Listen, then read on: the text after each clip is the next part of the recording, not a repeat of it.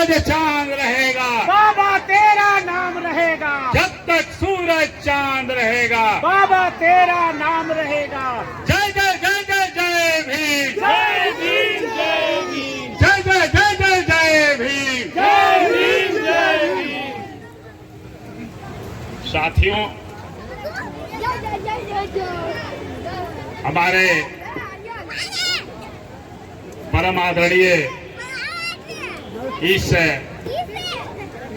ऐतिहासिक जयंती समारोह के अध्यक्ष प्रोफेसर सीडी यादव जी, आदरणीय लोकप्रिय नेता संचालनकर्ता भाई प्रसिद्ध यादव जी, बड़े भाई राजद के वरिष्ठ नेता देव कुसुम ठाकुर जी और अखिल भारतीय चौहरमल मोर्चा के राष्ट्रीय संयोजक भाई रमेश प्रसाद दांगी जी, मोर्चा की पटना जिला की जिला अध्यक्ष संगीता पासवान जी और यहाँ के नगर परिषद के अध्यक्ष सुजीत कुमार जी, सुजीता जी, अनीता जी एवं उपाध्यक्ष नगर परिषद के दीपक चंद्रवंशी जी, बाबू सौरभ और यहाँ के आयोजक भाई प्राचार्य मोहन कुमार पासवान जी, सेवानिवृत्त आरक्षी अधीक्षक लक्ष्मी पासवान जी, युवा नेता छात्र नेता कुमार जी, अरे बैठाओ यार खिलाओ, एवं तमाम आयोजक मंडली एवं इस सभा में आए हुए बाबा साहब डॉक्टर भीमराव अम्बेडकर के श्रद्धालु अनुयायी एवं समर्पित हमारी माताओं एवं बहनें एवं सभी नौजवान युवा साथी, बहुत आज दिन भर का जो काफिला था हमने देखा था। आज की चिलचिलाती धूप पर आप लोगों का बाबा साहब के प्रति जो समर्पण है, जो श्रद्धा थी, वह उस चिलचिलाती धूप पर भारी पड़ी।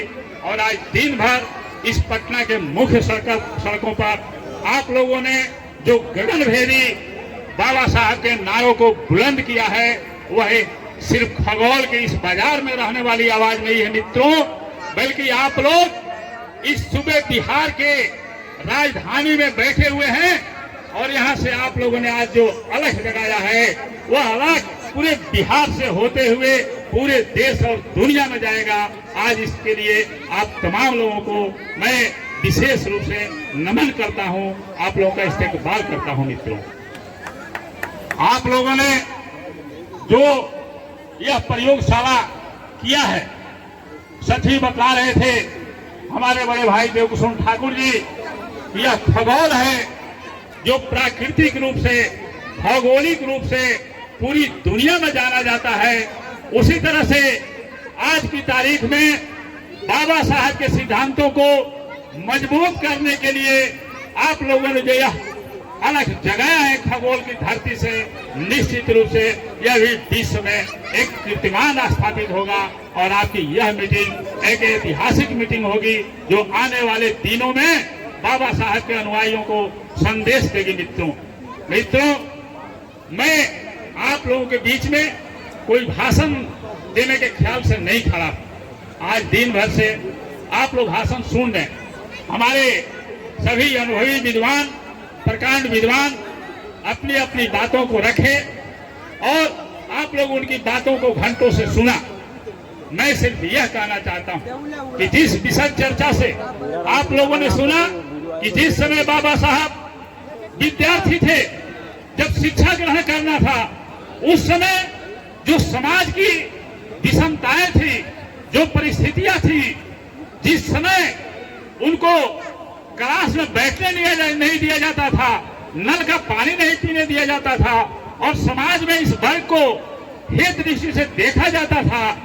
और जो जमाने की स्थिति थी वो महाराष्ट्र में, जहां गले में हांडी और कारोबार में झाड़ू बांध के चलना पड़ता था, वैसी परिस्थितियों में रह करके, वैसी मानसिक पीड़ा में रह करके भी यदि डॉक्टर भीमराव अंबेडकर दुनिया के मंच पर चुनौती बन करके उभर सकते हैं, तो फिर हम और आप और हमारे बच्चे क्यों नहीं बन सकते हैं मित्रों। इसलिए बाबा साहब का जीवन धरती पर रहने वाले सभी इंसान के लिए चुनौती का जीवन है मित्रों। इसलिए यह कहना चाहते हैं कि उनका जीवन यह साबित करता है कि हम सब महापुरुषों को सम्मान करते हैं, आदर करते हैं, लेकिन बाबा साहब भीमराव अंबेडकर की प्रतिमा जिस व्यक्ति के घर में होगी, उसको जिंदगी में आगे बढ़ने का सबसे ज्यादा सबक, सबसे ज्यादा उत्साह वर्धन होगा मित्रों। इसलिए कि दूसरे महापुरुषों की तस्वीर यदि हम अपने कमरों में लगाते हैं तो हमें लगता है कि इनके जीवन में, व्यक्तिगत जीवन में अमुक तरह की सुविधाएं थी और वो सुविधाएं हमारे पास नहीं है, इसलिए मैं इनके इतना बड़ा नहीं हो सकता हूं। लेकिन जिस समय आप बाबा साहब की तस्वीर अपने कमरे में रखते हैं, उस समय आपको अपनी कमी छिपाने के कोई बहाने नहीं मिलते हैं मित्रों। चाहे वो राजनीति में हो, चाहे वो व्यवसाय में हो, चाहे वो शिक्षा ग्रहण करता हो, चाहे जिस क्षेत्र में भी हो, उसको हर पल बाबा साहब की तस्वीर से एक चुनौती मिल सकती है कि मैं दुनिया के मंच पर जब नंबर 1 बन करके आ सकता हूं, तो फिर तुम क्यों नहीं आ सकते हो। इसलिए बाबा साहब के जीवन से हम तमाम समाज को चुनौती मिलती है। और आज अफसोस है, अफसोस इस बात का है कि बाबा साहब डॉक्टर भीमराव अंबेडकर ने जो उन परिस्थितियों में रह करके अकेले होकर के हम करोड़ों लोगों को जो हक अधिकार उन्होंने दिलवाया था, आज हम लोग करोड़ों आदमी होकर के उनके एक आदमी के दिलवाए हुए हक अधिकार को आज हम बचा नहीं पा रहे हैं। इस बात का अफसोस है।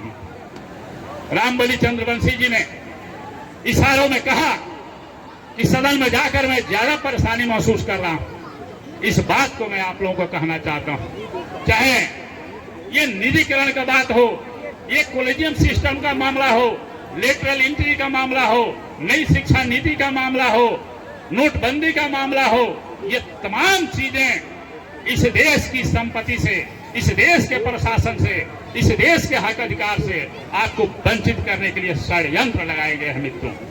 ये सारे षड्यंत्र हैं। जिस तरह से संविधान लागू होने के पहले या उन जमानों में आपको संपत्ति रखने का अधिकार नहीं था, जिस तरह से आपको पढ़ने का अधिकार नहीं था, शिक्षा देने का अधिकार नहीं था, वही स्थिति में आपको लाया जाने का षड्यंत्र है। मुंह से कहा जाएगा कि मेरे रहते कोई आरक्षण को समाप्त नहीं कर सकता है, लेकिन प्रावधान ऐसे ऐसे किए जाएंगे कि आपका आरक्षण एक पैसा भी रहेगा ही नहीं मित्रों। इसलिए आप लोगों से कहना चाहते हैं कि आप लोगों से जो मैं बातें कह रहा हूं, यह भाषण के तौर पर नहीं कह रहा हूं। मैं इसलिए कहता हूं कि आप शोषित, पीड़ित, प्रताड़ित समाज के बुद्धिजीवी लोग हैं। आप ही लोग जब चेतना विकसित करेंगे तो समाज जगेगा। और आपको बताता हूं कि जो अधिकार पर हमला हो गया है, कल्पना नहीं है कि आपके अधिकार छीने जाएंगे, बल्कि कल्पना में हम लोग हैं कि अधिकार को बचाने की कल्पना करते हैं। और उसके लिए हम लोग ओवर टाइम में बैठ करके बातें कर लिया करते हैं, चाय पी लेते हैं, हॉलों में भाषणबाजी कर लेते हैं। तो ये 3 घंटा 4 घंटा एक दिन का हॉल में भाषण करने से आपका अधिकार बचने वाला नहीं है मित्रों। मैं आप लोगों से यह राय देना चाहता हूं, इस बात पर आप लोगों से विमर्श करना चाहता हूं कि आखिर में कैसे बचेगा हक अधिकार। इन बातों को आपको सोचना होगा, और तब जब आप ठंडे दिमाग से सोचेंगे तो आपको एक और सच्चाई निकल करके आएगी कि जो आपका आरक्षण का अधिकार है, जो आपको संपत्ति रखने का अधिकार है, आप बतलाइए। अभी आरक्षण की बात, 27% आरक्षण ओबीसी को, पिछड़ा वर्ग को कब मिला? ये 90 में जब मंडल कमीशन लागू हुआ तब मिला।